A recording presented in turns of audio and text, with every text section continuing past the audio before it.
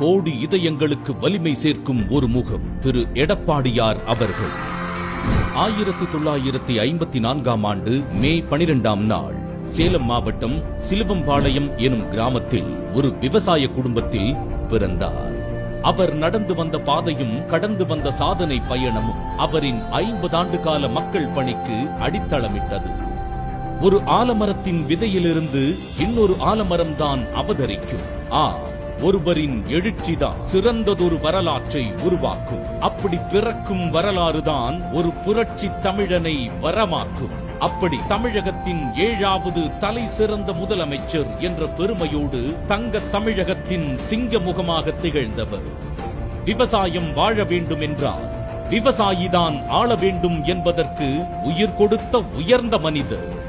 வேளாண்மையில் தலை சிறந்த மேலாண்மைக்கு வித்திட்டவர்.